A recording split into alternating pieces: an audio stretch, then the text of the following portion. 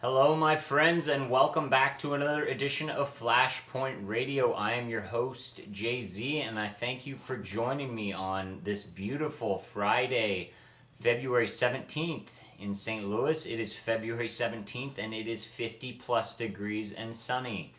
I don't believe that it is global warming by any means. You're crazy if you do, but dang it, I will take it. We're going to get right into it. I'm going to make a quick rundown of some news stories that you should definitely look up. Links are in the description. These stories deserve a second look, and they may help you put some pieces together on what is going on in our country. We are going to start with this story from the Washington Post online. Headline: Federal agents arrest man who allegedly planned suicide bombing on the U.S. Capitol. Oh my gosh, our government loves us and has thwarted another al-qaeda terrorist plot. But wait a minute, the al-qaeda agents were actually FBI agents. They supplied him with all of the materials, and I would say they probably pushed him a little hard on jihad and things of that nature.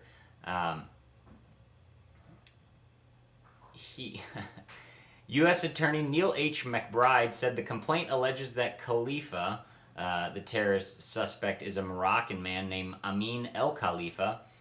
McBride says Khalifa, quote, sought to blow himself up in the U.S. Capitol building. He said Khalifa allegedly believed he was working with al-Qaeda and devised the plot, the targets, and the methods on his own.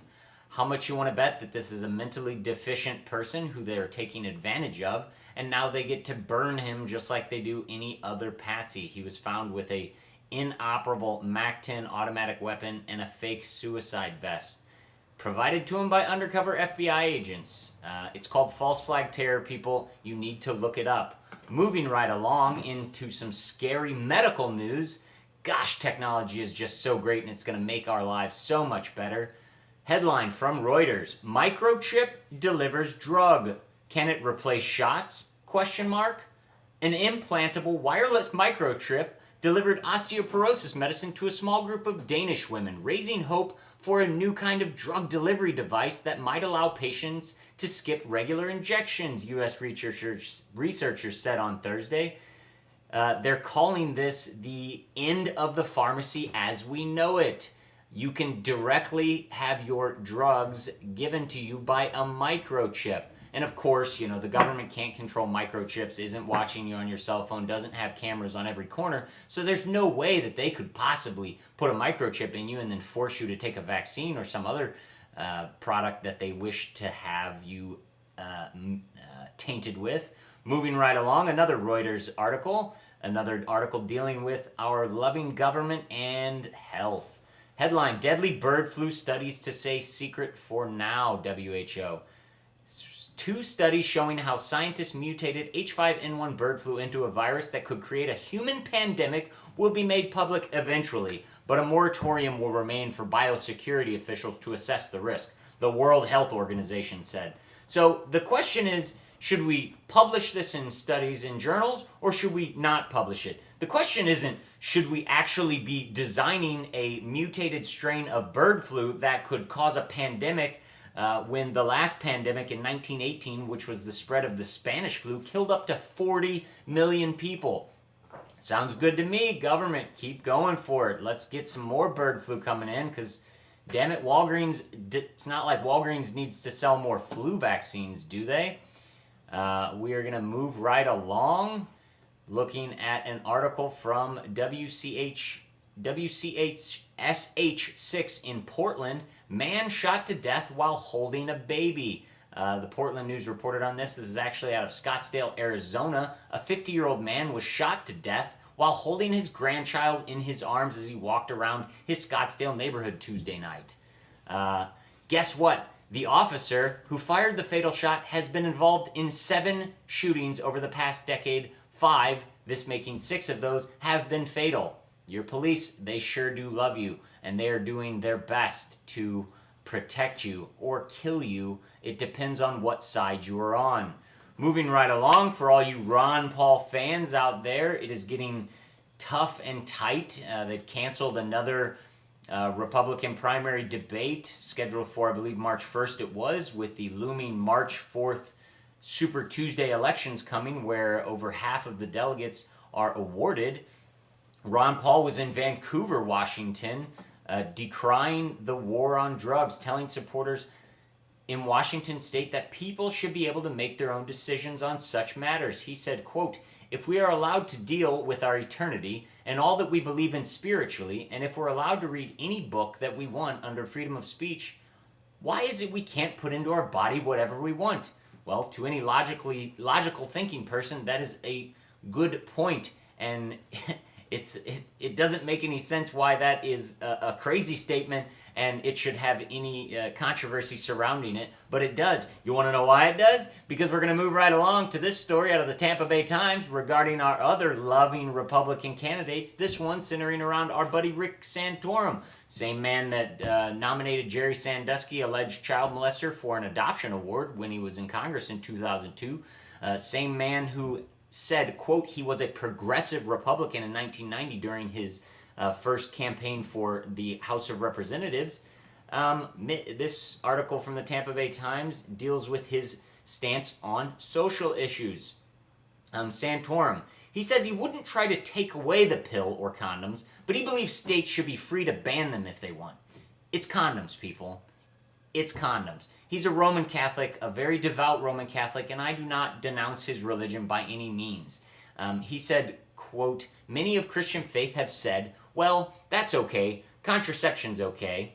He said, "It's not okay.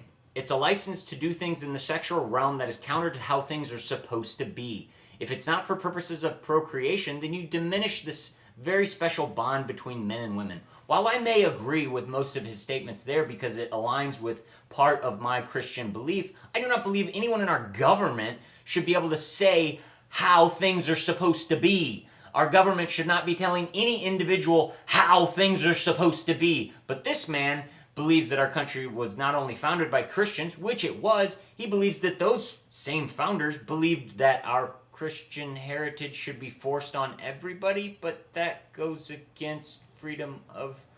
I don't know. He also thinks working women shouldn't be working, which I tend to agree that a one full stay-at-home parent is a good thing. But in these economic times, when the Federal Reserve is devaluing our currency and creating a hidden tax on the middle class at a rate never seen before, I think women need to work. So, hey, Rick Santorum, why don't you just be quiet, stick to yourself, keep your church in your church, and have your government be your government, which is limited and not forcing on any individual. Moving right along, this comes to us from The Blaze. I'm not a fan of The Blaze, but sometimes they get it right and report on some interesting stories.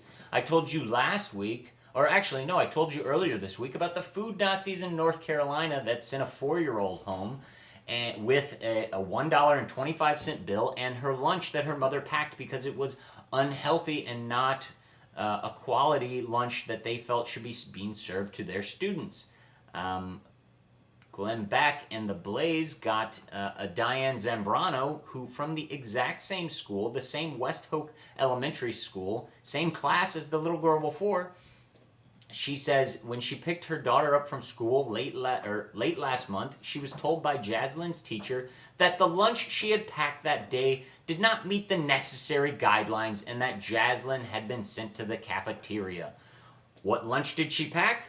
Twix, Snickers, soda, chips? No, let's see. A cheese and salami sandwich on a wheat bun with apple juice. Holy cow. This woman is such an al-qaeda terrorist. She's trying to poison her daughter. She probably hates the earth, and she probably is just a horrible person. She's probably actively working with al-Qaeda, or at least an undercover FBI al-Qaeda agent.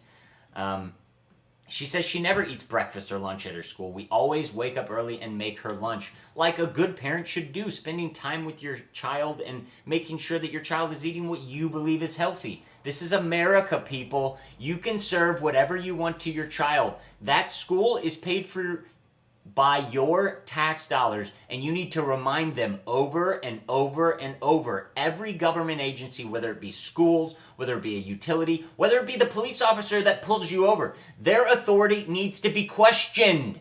Yes, questioned, because the sovereign in this country is the individual. It's in the Constitution, the Declaration of Independence. Government is not the sovereign. The individual is the sovereign. The rights are those of the sovereign individual, not of the government. And it doesn't matter if it's a local, federal, state, it doesn't matter. Question the authority. It is your right, it is your duty to do these things in this country. And we're going to end, since we were talking about schools, in Chicago. This comes from Chicago Tribune. Chicago teachers asking for 30% raises over next 2 years. Holy cow. I'm sure Chicago test scores and Chicago graduation rates and attendance rates are at an all-time high. I doubt it. You might want to check this article. They have shrinking class sizes, which means less students for each teacher, but the teachers need a 30% raise. When was the last time you got a raise? When was the last time you got a 5% raise? When was the last time you got a 10% raise? This teachers union that is paid for by your tax dollars is asking for a 30% raise over the next 2 years. I say you say no. I say every parent of every public school child in Chicago needs to get a sign and go to your public schools and picket and say, no, you're not taking any more of my money till I get some damn money back from my Federal Reserve and my taxes going down. People question the authority that claims that it has authority over you. You are the sovereign. You hold the power. Resistance is victory. Follow me on Twitter at Flashpoint Radio, Facebook.com/Flashpoint Radio. Give me some feedback. Tell me if these stories and these articles and everything I'm covering is important to you, and if you think you find them interesting. Follow me. I will see you later. Jay-Z signing off. God bless. Keep your eyes to the sky.